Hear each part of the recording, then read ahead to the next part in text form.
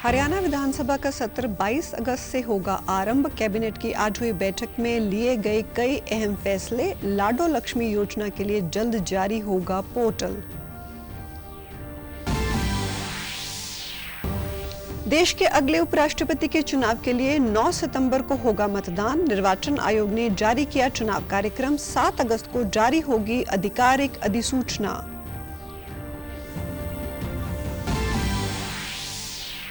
मुख्यमंत्री ने रबी मौसम के दौरान खराब हुई फसल के लिए प्रदेश के किसानों को जारी की 52 करोड़ की मुआवजा राशि। राजस्व एवं आपदा प्रबंधन विभाग की नई वेबसाइट का किया अनावरण। और प्रदेश में सफलतापूर्वक संपन्न हुई अध्यापक पात्रता परीक्षा। 80% से अधिक उम्मीदवार हुए शामिल। अगस्त के तीसरे सप्ताह में घोषित होंगे परिणाम। नमस्कार, मैं हूं शैली तनेजा। अब समाचार विस्तार से। मुख्यमंत्री नायब सिंह सैनी ने कहा कि हरियाणा विधानसभा का आगामी सत्र 22 अगस्त से बुलाया जाएगा। सत्र की अवधि का निर्णय बिजनेस एडवाइजरी कमेटी द्वारा लिया जाएगा।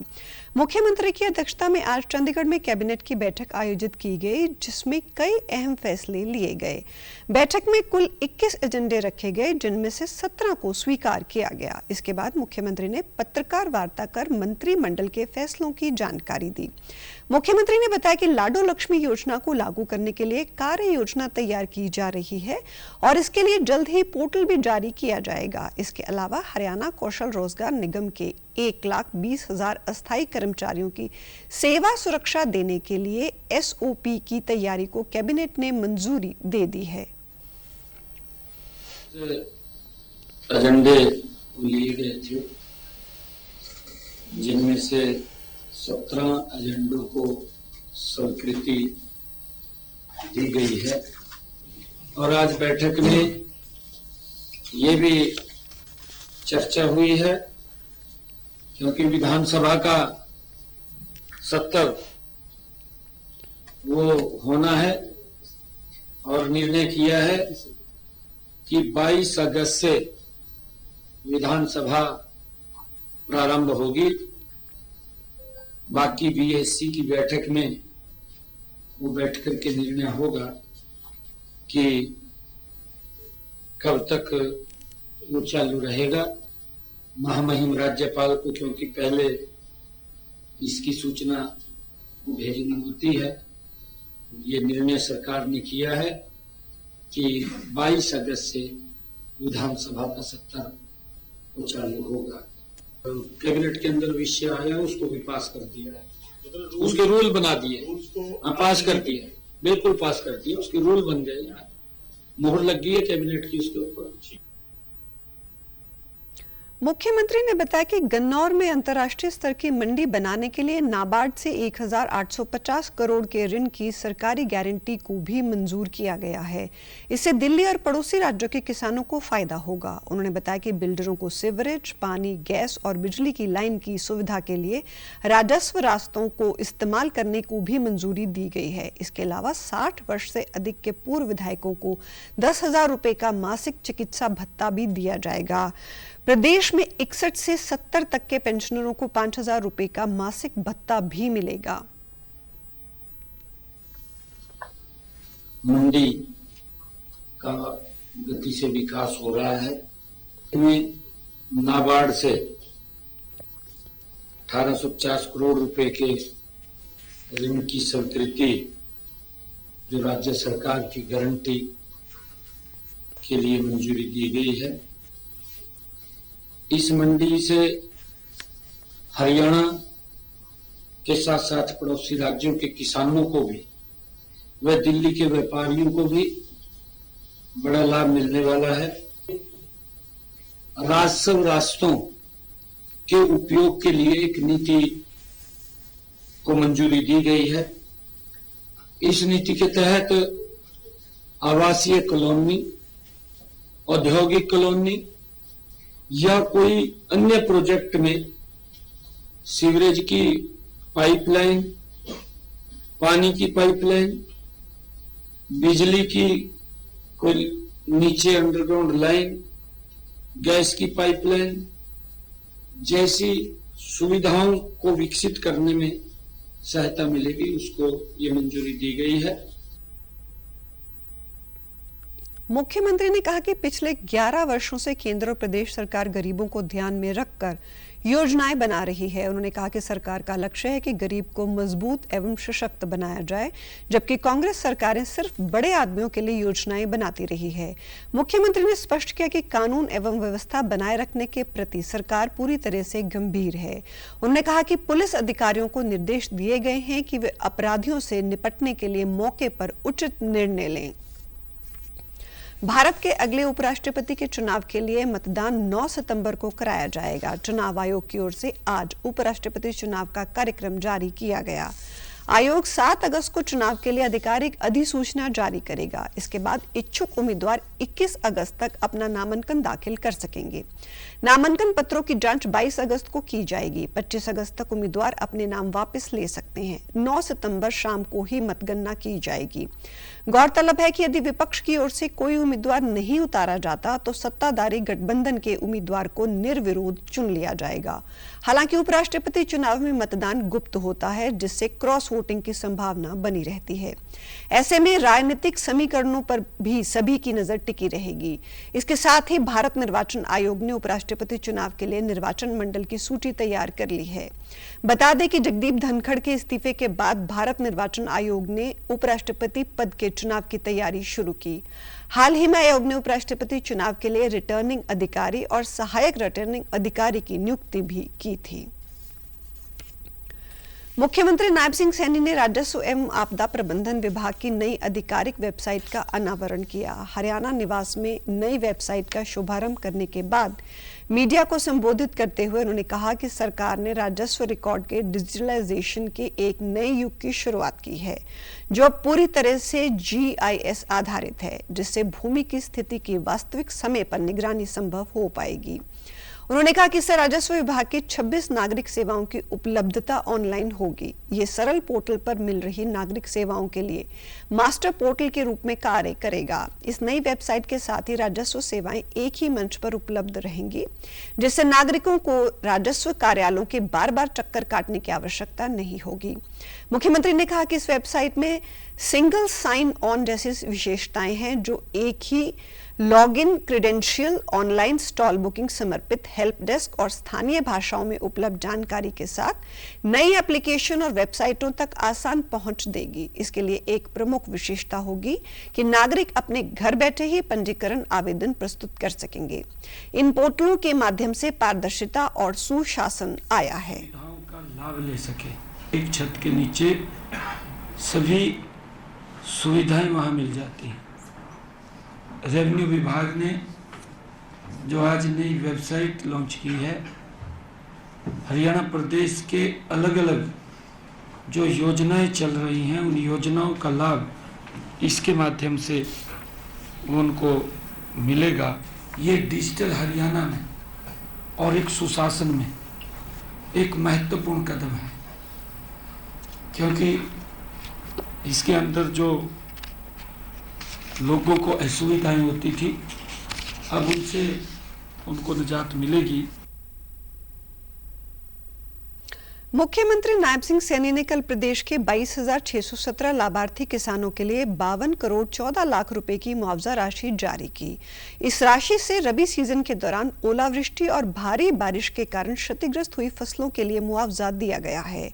क्षतिपूर्ति पोर्टल पर राज्य भर के किसानों ने अपना नुकसान दर्ज कराया था, जिसके बाद गहनता से आंकलन और सत्यापन कर मुआवजा दिया गया। इस दौरान मुख्यमंत्री ने बताया कि लगभग 57,485 एकड़ भूमि मुआवजे के लिए पात्र पाई गई। उन्होंने कहा कि 15 जिलों के प्रभावित किसानों को मुआवजा देने के लिए वित्तीय सहायता स्वीकृत की गई है। फसल खराब होने वाले जिलों में रेवाड़ी को सबसे अधिक करीब 20 करोड़ रुपए का मुआवजा दिया गया। इस मुआवजे का उद्देश्य रबी सीजन के दौरान बेमौसमी बारिश से हुए नुकसान से उबरने में किसानों की सहायता करना है।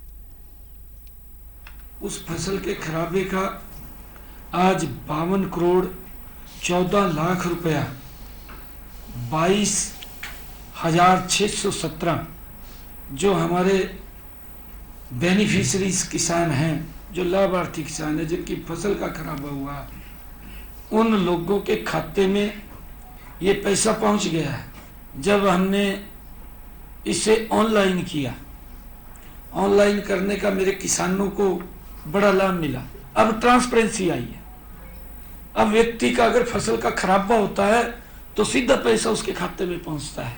हमने हर विभाग के अंदर ट्रांसपेरेंसी लेकर के आ रहे हैं, उसको पोर्टल के साथ जोड़ रहे हैं, जिसका लाभ सीधा मिल रहा है और मुझे खुशी है।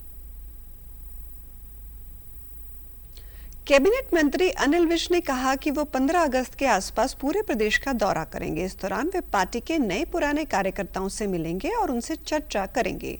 इस दौरान कोई मीटिंग और जलसा नहीं किया जाएगा। इस बीच उन्होंने जानकारी दी कि अंबाला एयरपोर्ट का उद्घाटन 15 अगस्त के आसपास हो सकता है। उन्होंने कहा कि केंद्रीय मंत्री राजनाथ सिंह ने इसके लिए स्वीकृति दे दी है। फिलहाल 3 एयरलाइंस अंबाला एयरपोर्ट के लिए मंजूर हुई हैं। सबसे पहले अंबाला से लखनऊ, श्रीनगर, जम्मू और अयोध्या के लिए उड़ानें शुरू हो सकती हैं। कहीं पर भी कोई जलसा नहीं करूंगा, कहीं पर भी कोई मीटिंग नहीं करूंगा। मैं तो कार्यकर्ताओं को मिलने के कार्यक्रम बनाऊंगा और कार्यकर्ताओं को सूचना दे दी जाएगी, उनसे इकट्ठे मिला जाएगा और अगर कुछ लोगों के घर जाके मिलना होगा तो मैं उनके घर जाकर भी मिलूंगा। नहीं, मैंने आपको बताया ना 15 अगस्त के आसपास शुरू करेंगे और इसके लिए बाकायदा मैं टीम बना रहा हूं कि जो मेरे कार्यक्रमों को आयोजित करेगी। अंबाला छावनी के एयरपोर्ट का उद्घाटन करने के लिए रक्षा मंत्री माननीय राजनाथ सिंह जी ने स्वीकृति दे दी है। अंबाला छावनी के एयरपोर्ट का जो कि बिल्कुल तैयार है, जिसमें कि सिविल एविएशन ने अपने अधिकारी भी नियुक्त कर दिए हैं और हर तरह से वो तैयार है। वहाँ अंबाला छावनी बहुत महत्वपूर्ण स्टेशन है। प्रदेश में आयोजित अध्यापक पात्रता परीक्षा कल सफलतापूर्वक संपन्न हुई। परीक्षा के तीसरे व अंतिम चरण के समाप्ति के 5 मिनट के भीतर ही बोर्ड की वेबसाइट पर आंसर की उपलब्ध करवा दी गई। परीक्षा के तीनों चरणों में कोई भी अनियमितता सामने नहीं आई। परीक्षा के बाद बोर्ड अधिकारियों ने मिठाई बांटकर परीक्षा बिना किसी बाधा के संपन्न होने की खुशी मनाई। हरियाणा विद्यालय शिक्षा बोर्ड के चेयरमैन व सचिव ने कल देर शाम भिवानी में पत्रकार वार्ता कर कहा कि परीक्षा में अब की बार भावी अध्यापकों ने काफी रुचि दिखाई। उन्होंने बताया कि परीक्षा में हाजिरी 80% से अधिक रही। इन परीक्षाओं का परिणाम अगस्त के तीसरे सप्ताह में घोषित कर दिया जाएगा। उन्होंने बताया कि परीक्षा के दौरान कुछ स्थानों पर बायोमेट्रिक को लेकर जो परेशानी आई थी, उसका परीक्षा संचालक एजेंसी की मदद से तुरंत निपटान किया गया। शिक्षा बोर्ड के मुख्यालय में 48 स्क्रीन के माध्यम से पूरे प्रदेश में सीसीटीवी कैमरों की नजर से परीक्षाओं पर नजर रखी गई। ऑनलाइन तरीके से मॉनिटरिंग में भी किसी प्रकार की कोई गड़बड़ी दर्ज नहीं की गई। अब की बार परीक्षार्थियों के गृह जिलों में परीक्षाएं आयोजित करवाई गई। उन्होंने बताया कि आज से 3 अगस्त तक परीक्षार्थी अपने आपत्तियां दर्ज करा सकते हैं।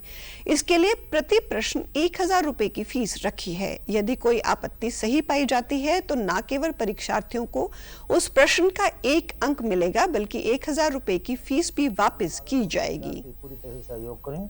शिक्षा की जो शुचिता है, जो इसकी पारदर्शिता है, उसको बनाए रखें। उसमें परीक्षार्थियों का, अभिभावकों का जो योगदान रहा है, उसके लिए मैं समस्त बोर्ड परिवार, हरियाणा विद्यालय शिक्षा बोर्ड परिवार की तरफ से बहुत आभारी हूं और इसके लिए सभी को बधाई देता हूं। इस 2 दिन की पात्रता परीक्षा में जिस प्रकार से डिस्ट्रिक्ट एडमिनिस्ट्रेशन ने अपना सहयोग और जिस प्रकार से परीक्षार्थियों की सुविधाओं को ध्यान में रखते हुए अपना भरसक प्रयास किए हैं कि बायोमेट्रिक की अब की बार काफी अच्छी व्यवस्था रही। हरियाणा टीचर एलिजिबिलिटी टेस्ट 2024 के आयोजन के लिए आप देखते हैं कि तकनीक का काफी अच्छे ढंग से ये प्रयोग किया गया और ये प्रयोग काफी सफल रहा। यहाँ सीसीटीवी के द्वारा कमांड एंड कंट्रोल सेंटर जो राज्य स्तरीय यहाँ बनाया गया था, तो उसके द्वारा हरियाणा के प्रत्येक जिला मुख्यालय पर, प्रत्येक जिला मुख्यालय के प्रत्येक केंद्र पर नजर रखी जा रही थी। प्रत्येक केंद्र के प्रत्येक कमरे पर हर एक परीक्षार्थी पर नजर रखी जा रही थी।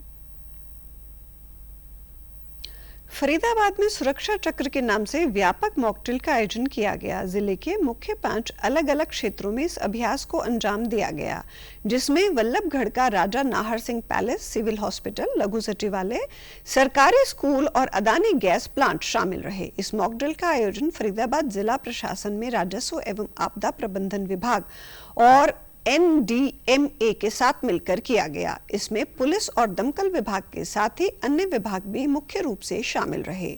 इस दौरान आपात स्थिति से निपटने की तैयारियों की समीक्षा की गई। मॉक ड्रिल की निगरानी करने वाले अधिकारी SDM मयंक अग्रवाल और SP जितेश कुमार ने बताया कि किसी भी आपदा की स्थिति से निपटने के लिए आज मॉक ड्रिल का अभ्यास किया गया है, जो कि सफल रहा।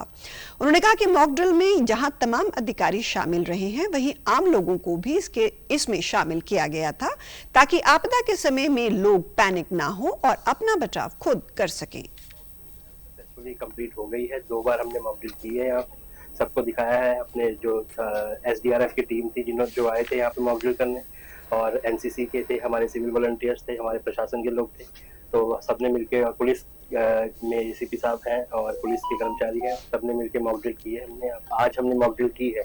इसमें आमजन को भी इन्वॉल्व किया गया है, सभी डिपार्टमेंट्स को भी इन्वॉल्व किया गया है। सबको अपने अपने कारण पता है, अगर कोई भी डिजास्टर आता है तो इसमें पैनिक ना हो, इसी वजह से ये मॉक ड्रिल की जाती है। टीमें डिजास्टर मैनेजमेंट की तरफ से SDRF थी, पुलिस विभाग की थी, NCC, सिविल वॉलंटियर्स, हमारे प्रशासन के लोग थे। हाँ जी, बिल्कुल उसकी तैयारी कर रहे हैं। देखो, जितनी ज्यादा तैयारी करेंगे उतना ज्यादा अच्छा है। मल्टीपल मॉक ड्रिल्स के बाद हम सक्षम हो जाएंगे। आज भी हम बहुत ज्यादा इम्प्रूवमेंट है। फर्स्ट मॉक ड्रिल हुई थी, उसके बाद जब सेकंड हुई तो सेकंड में हमने ज्यादा अच्छे से और परफॉर्म किया। जैसे जैसे मॉक ड्रिल्स होती रहेंगी हम ज्यादा इम्प्रूव करते रहेंगे। पलवल के नागरिक अस्पताल में आज मॉक ड्रिल का आयोजन किया गया। जिला उपायुक्त डॉक्टर हरीश कुमार विशिष्ट ने मॉक ड्रिल पर जानकारी देते हुए बताया कि राजस्व एवं आपदा प्रबंधन विभाग और NDMA ने साथ मिलकर मॉक ड्रिल अभ्यास सुरक्षा चक्र का आयोजन किया। इस मॉक ड्रिल में NDRF और SDRF के साथ जिला के fire brigade, police, NCC, NSS, स्वास्थ्य विभाग समेत सिविल डिफेंस वॉलंटियर्स भी अधिक से अधिक संख्या में शामिल हुए। उन्होंने बताया कि भूकंप, बाढ़ और आगजनी जैसी आपातकाल स्थिति में बचाव और राहत कार्यों को लेकर मॉक ड्रिल का अभ्यास बहुत आवश्यक हो जाता है। मॉक ड्रिल के माध्यम से हम आपातकालीन स्थिति से निपटने के लिए पूरी तरह से सजग होते हैं और इस दौरान सामने आई कमियों को पूरा करने का समय भी मिल जाता है। 57 मिनट पे हमें पता चला कि एक अर्थक्वेक आया है। सभी डिपार्टमेंट्स को कोऑर्डिनेट किया गया, उनको सिमुलेट किया गया और सबको मॉक ड्रिल के तहत बुलाया गया। आपने देखा कि सभी डिपार्टमेंट्स में बेहतरीन कोऑर्डिनेशन था। NDRF, SDRF की टीम, रेड क्रॉस, जिला प्रशासन की disaster management teams, public health. जब भी कोई डिजास्टर आता है तो सिविल सोसाइटी फर्स्ट रिस्पोंडेंट होता है।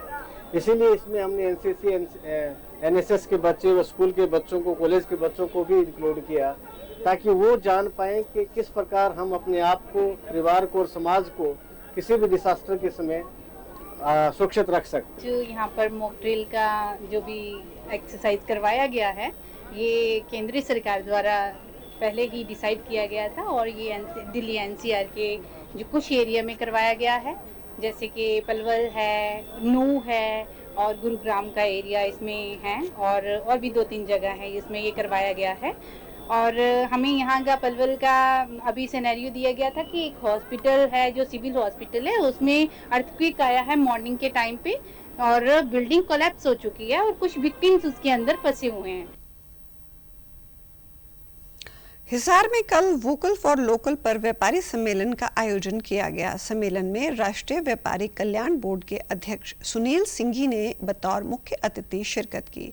इस दौरान पत्रकारों से बातचीत करते हुए उन्होंने कहा कि व्यापारी इतनी बड़ी संख्या में पहुंचे, इसका मतलब अब व्यापारी जागृत हो चुका है। स्वदेशी अपनाने के लिए हमने संकल्प करवाया है। कश्मीर से लेकर कन्याकुमारी तक ये कार्यक्रम चल रहे हैं।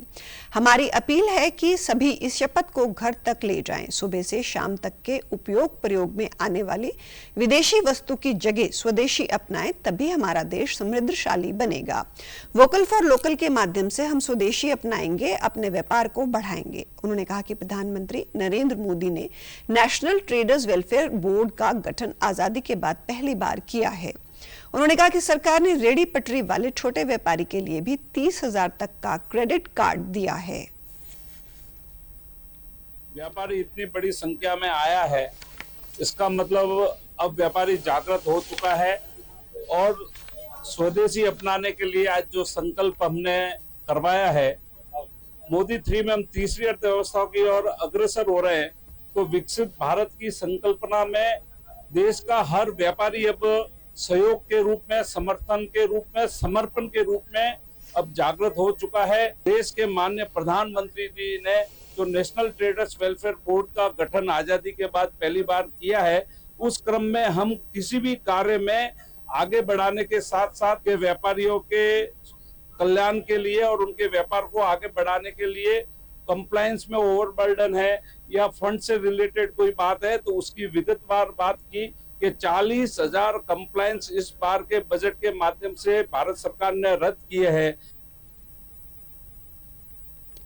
प्रदेश में 1 से 7 अगस्त तक विश्व स्तनपान सप्ताह का आयोजन किया जा रहा है। इसी सिलसिले में आज फरीदाबाद के बादशाह खान सिविल अस्पताल में कार्यक्रम का आयोजन कर इसकी शुरुआत की गई। इसका उद्देश्य मातृ एवं शिशु मृत्यु दर को कम करना है और भावी पीढ़ी को एक बेहतर स्वास्थ्य आधार प्रदान करना है। इसके साथ ही जिला भर में जन जागरूकता गतिविधियों की श्रृंखला शुरू हुई, जिसमें नवजात शिशुओं में स्तनपान के महत्व को रेखांकित करते हुए माताओं को इससे जुड़ी वैज्ञानिक जानकारी प्रदान की जा रही है।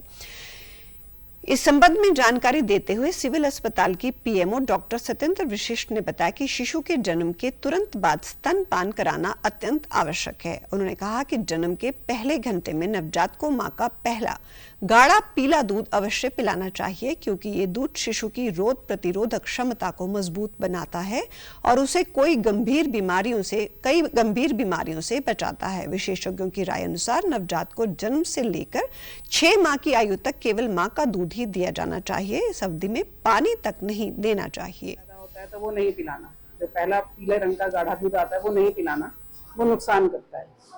जबकि ये एक भ्रांति है और मेन तो ये है कि इसको दूध को जरूर पिलाना चाहिए, क्योंकि इससे उसकी शिशु की जो बीमारियों से लड़ने की ताकत बढ़ती है और इसमें बहुत तरह के प्रोटीन्स और एंटीजेंस होते हैं जो उसको आगे के लिए रोग मुक्त रखते हैं।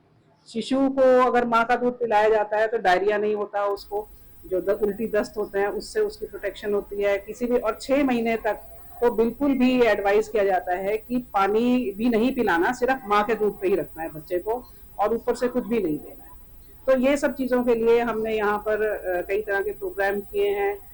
लेबर रूम में हमने, जहाँ मैटरनिटी वार्ड है, वहाँ पर हमने अभी एक प्रोग्राम किया है। उसमें माँ, जितने भी माँ हैं उनको इससे अवगत कराया है कि क्या तरीका है, सही तरीका क्या है स्तनपान कराने का।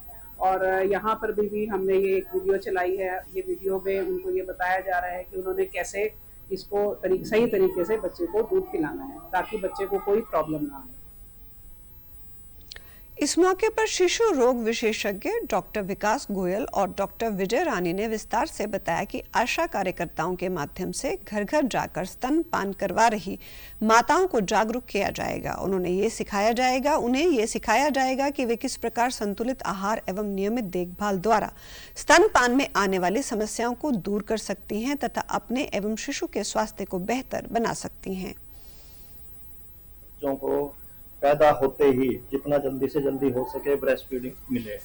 हम किसी भी प्रकार से किसी भी डब्बे का दूध या बाहरी दूध देने के लिए किसी भी मदर को या फैमिली को प्रोत्साहित नहीं करते। जैसे ही डिलीवरी होती है हमारी ये रहती है कि जितने भी बच्चे हुए हैं उनको तुरंत ऑन द टेबल, इवन ये कहते हैं कि बच्चे को तुरंत से तुरंत दूध माँ का मिले। बाकी तो मेन ये रहता है कि 6 महीने तक हम सभी बच्चों को मदर की ब्रेस्ट फीडिंग के लिए प्रमोट करते हैं। हमने सब माताओं को, हम डेली ये वीडियो चलाते हैं और डेली सब माताओं को दिखाते हैं ये वीडियो और उनके सामने डेमो करके भी दिखाते हैं कि पहले 6 महीने तक सिर्फ माँ का ही दूध देना है। इससे बच्चे का विकास भी अच्छा होता है, फिजिकल भी उसका शरीर भी अच्छा होता है, उसका वजन बढ़ता है बच्चे का अच्छा। और जैसे ही माँ और बच्चा एक साथ रहते हैं उतने टाइम के लिए, उससे बच्चे के दिमाग का भी विकास होता है, मदर और चाइल्ड की उससे बॉन्डिंग भी बढ़ती है। इस मौके पर KMC वर्कर्स ने नवजात बच्चों को जन्म देने वाली महिलाओं को दूध पिलाने के तरीके चार्ट के माध्यम से बताए। उन्होंने बताया कि यदि बच्चों की आंखें पीली नजर आए तो तुरंत स्वास्थ्य विभाग में बच्चों को दिखाएं और कोई भी अपनी मर्जी से देसी इलाज ना करे। वहीं नवजात बच्चे की मां ने बताया कि आज उन्हें अपने बच्चों के स्वास्थ्य और पालन पोषण को लेकर बहुत ही अच्छी जानकारियां हासिल हुई हैं। उन्होंने बताया कि माँ को 6 महीने तक ही दूध पिलाना है बच्चों को, कोई बाहर की चीज जैसे बाहर का दूध नहीं पिलाना है 6 महीने तक। इसे माँ का ही दूध चाहिए फिर 6 महीने तक, ना पानी वगैरह कोई कुछ पिलाना है। इसलिए बच्चे की सेहत बनी रहती है और बच्चे को कोई दिक्कत नहीं आती है। चरखी दादरी के गांव बौंद खुर्द की महिला पहलवान रचना परमार ने अंडर 17 वर्ल्ड रेसलिंग चैंपियनशिप में गोल्ड मेडल जीता है। रचना ने ग्रीस में आयोजित प्रतियोगिता के फाइनल में 43 किलोग्राम भार वर्ग में चीन की खिलाड़ी को 3-0 से हराया। उन्होंने पूरी प्रतियोगिता में शानदार प्रदर्शन करते हुए कनाडा, मिस्र, यूएसए की प्रतिद्वंदी पहलवानों को पछाड़ते हुए फाइनल तक का अपना सफर तय किया। रचना ने बीती रात को हुए फाइनल मुकाबले में भी अपने शानदार खेल प्रदर्शन को जारी रखा और चीन की खिलाड़ी को 3-0 से हराकर भारत के लिए गोल्ड मेडल हासिल किया। गांव में रचना के परिजनों व ग्रामीणों ने लाइव मैच देखा और जैसे ही बेटी ने स्वर्ण जीता, गांव में खुशी का माहौल बन गया। परिवार ने जीत की खुशी में लड्डू बांटे और मंदिर जाकर माथा भी टेका। परिजनों ने कहा कि रचना लगातार शानदार प्रदर्शन कर रही है। वो एशियन व वर्ल्ड चैंपियनशिप में गोल्ड मेडल हासिल कर चुकी है। उन्हें उम्मीद है कि वो ओलंपिक में भारत का प्रतिनिधित्व करेगी और देश के लिए मेडल लेकर आएगी। अंबाला छावनी के अटल कैंसर केयर सेंटर में आज विश्व फेफड़ा कैंसर दिवस के उपलक्ष्य में एक विशेष जागरूकता कार्यक्रम का आयोजन किया गया। कार्यक्रम के दौरान कैंसर योग विशेषज्ञ डॉक्टर जितेंद्र चौहान ने ओपीडी में आए मरीजों और उनके परिजनों को फेफड़े के कैंसर से संबंधित महत्वपूर्ण जानकारियां प्रदान की। कार्यक्रम के दौरान मरीजों को फेफड़ा कैंसर की रोकथाम, लक्षणों और पहचान और उपचार के विकल्पों के बारे में बताया गया। उन्होंने बताया कि फेफड़े का कैंसर एक गंभीर बीमारी है, लेकिन समय पर रहते इसकी पहचान से उपचार हो सकता है। इसके प्रमुख कारणों में धूम्रपान, तंबाकू, प्रदूषण, रसायनों से संपर्क और आनुवंशिक कारक शामिल हैं। इन कार्यक्रमों का उद्देश्य आमजन को बीमारी के प्रति सजग बनाना है ताकि वो इससे बच सकें। कैंसर है ये बहुत सारे लोगों के अंदर पाया जाता है। ज़्यादातर लोग जो है उनका उम्र ज़्यादा रहती है और जिन लोगों के वास्ता ज़्यादातर धूल मिट्टी से, धुएं से या जो धूम्रपान करते हैं, ऐसे लोगों के अंदर मुख्यतः ये कैंसर पाया जाता है। ऐसे मरीजों के अंदर बार बार खांसी होना, बलगम में खून आना, वजन में कमी होना, इस प्रकार के लक्षण उनके अंदर पाए जाते हैं। जब ये कैंसर एडवांस स्टेज में पहुंचता है तो साथ साथ में सांस के अंदर कमी होना भी इस कैंसर में पाया जाता है। तो ऐसे मरीजों को जिनके अंदर भी बार बार खांसी हो रही है, बलगम में खून आ रहा है, वजन में कमी हो रही है, ऐसे मरीजों को अपने कैंसर के टेस्ट के लिए अस्पताल जरूर जाना चाहिए। इलाज करवाने आए लोगों और उनके परिजनों ने बताया कि अंबाला का नागरिक अस्पताल खासकर कैंसर अस्पताल लोगों के लिए वरदान साबित हो रहा है। यहाँ पर मरीजों का इलाज बहुत ही अच्छा होता है। उन्होंने बताया कि आज डॉक्टरों ने यहाँ उन्हें फेफड़े में होने वाले कैंसर के बारे में बताया और ये किस कारण से हो सकता है और इसका बचाव कैसे किया जाए। अस्पताल बहुत अच्छा है। मैं अपनी वाइफ को लेके यहाँ पे आता हूँ, बहुत बढ़िया इलाज चल रहा है। ये फेफड़ों के कैंसर के बारे में यहाँ बताया गया और बहुत बढ़िया जानकारी दिया डॉक्टर साहब ने और पूरा इलाज निःशुल्क है। अंबाले में कैंसर के जो हॉस्पिटल है बहुत अच्छा है और अच्छे डॉक्टर बैठते हैं, इलाज भी बहुत बढ़िया, कोई पैसा नहीं लगता, बहुत सुविधा अच्छी है। फेफड़ों के कैंसर के बारे में आज बताया गया है, डॉक्टर ने अच्छी जानकारी दी है, समझाया, ये सारा कुछ बताया डॉक्टर ने। अमेरिका ने भारत से आयातित वस्तुओं पर लगाए गए 25% टैरिफ को 1 हफ्ते के लिए स्थगित कर दिया है। अब यह टैरिफ 1 अगस्त के बजाय 7 अगस्त से प्रभावी होगा। राष्ट्रपति डोनाल्ड ट्रंप ने भारत समेत 92 देशों पर नए टैरिफ लगा दिए हैं। इसमें भारत पर 25% और पाकिस्तान पर 19% टैरिफ लगाया गया है। साउथ एशिया में सबसे कम टैरिफ पाकिस्तान पर लगाया गया है, पहले ये 29% था। वहीं दुनिया भर में सबसे ज्यादा टैरिफ सीरिया पर लगाया गया है जो 41% है। इस लिस्ट में चीन का नाम शामिल नहीं है। अमेरिकी राष्ट्रपति ने 2 अप्रैल को दुनिया भर के देशों पर टैरिफ लगाने का ऐलान किया था, लेकिन 7 दिन बाद ही इसे 90 दिनों के लिए टाल दिया था। ट्रंप के ऐलान पर भारत ने कहा कि वे अपने राष्ट्रीय हितों की रक्षा के लिए सभी आवश्यक कदम उठाएगा। समाचारों में आज इतना ही। नमस्कार।